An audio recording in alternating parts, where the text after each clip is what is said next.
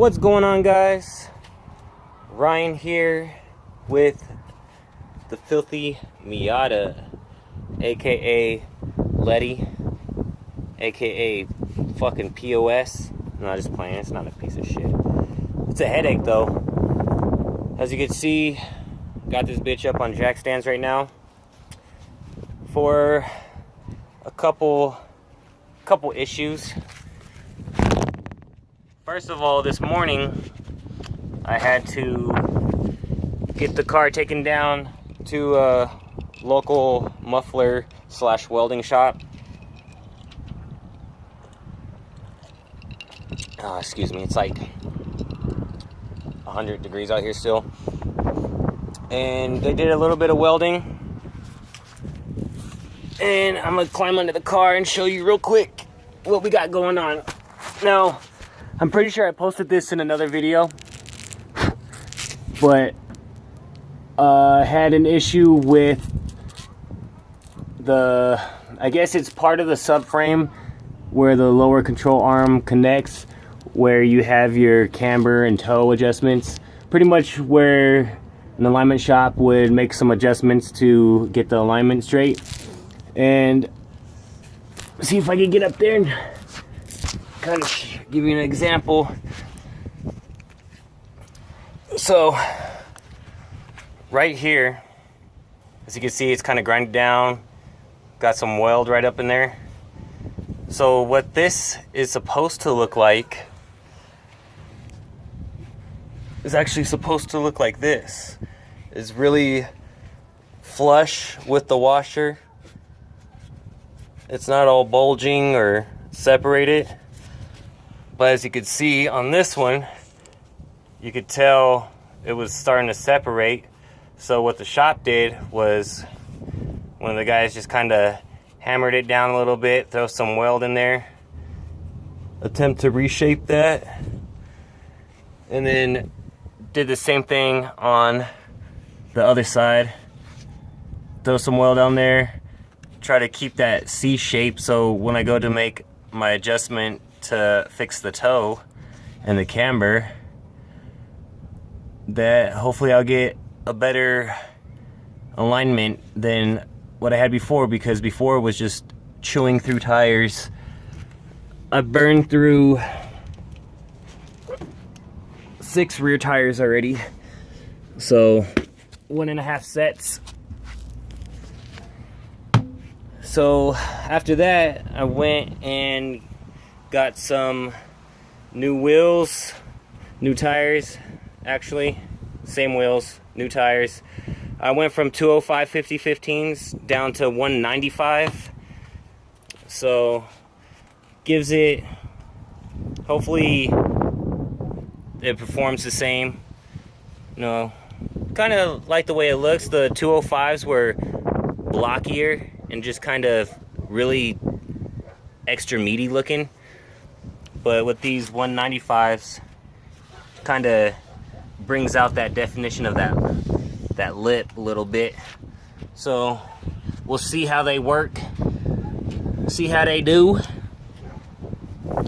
So what I'm doing now is I'm about to get this side, driver's side up off the ground, which I kind of got it started, but let me show you what's going on. So the lug nuts that were on the car were actually meant for a Nissan, like a Versa or a Sentra or something, and they were a few millimeters or centimeters small. They were listed as 112/1.25 when I actually needed like a 112/1.5 or something, so they were a little small. And with that happening, they ended up grinding down the studs and tearing up the inside of the lug nuts. So when I went to go get the tires, the guy was like, oh man, I don't know if I could even put these back on. Like, I don't know if you could see, like, it's flared out, but then it's like grinded out in the middle. Like this one's stripped. You can tell how like just puny these things are. They're just grinded down and just stripped out. So now, you know, it is my fault because I kept using them without paying attention. So now I have to replace all 16 studs, which is not necessarily a hard job to do. It is time consuming and it's a pain in the ass because you have to take this off, and then these pop out through the back. So I'm gonna have to I'm pretty sure I'm gonna have to take this off. I know I have to take this off. Pretty sure I'm gonna have to take this off. So I'm not even sure if I have anything to take this off. If I do, I'm gonna have to do a little research just in case. But I might have to end up going either to my dad's house and have him help me out, which means I have to put these tires back on, which means I have to put the fucked up lug nuts back on. In the shop, they like, you know, as long as, you know, I will do it as long, because I told them like, well, you can't see from here, but in that general direction, out that way.